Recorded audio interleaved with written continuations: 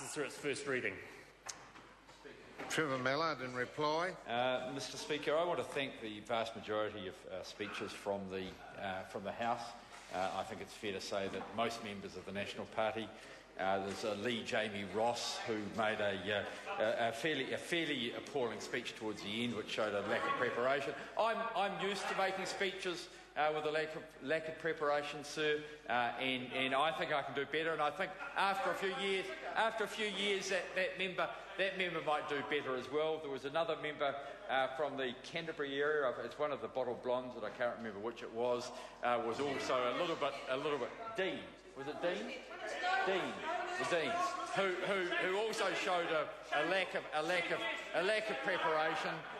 Mr. Speaker. A point of order, Honourable Jonathan Common.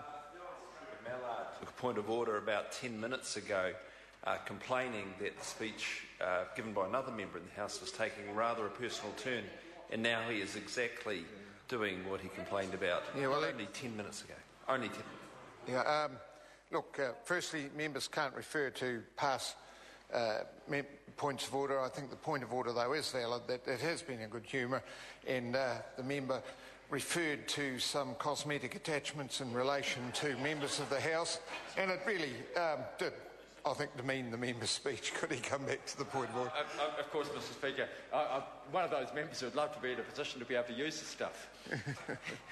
Mr. Speaker, I do want to thank most members of the House for the contribution. I'm sure that this bill will get a good hearing at the Select Committee. I look forward to having Hutt residents, having people with views on graffiti from a variety of angles, getting people like the Law Society in there to make sure that we haven't got any legal hiccups in it. But I think it is a contribution and one which I hope, if it works, is something that the government might think about picking up to work more widely. So the question is that the motion be agreed to. Those of that opinion will say aye. Contrary, no. The ayes have it.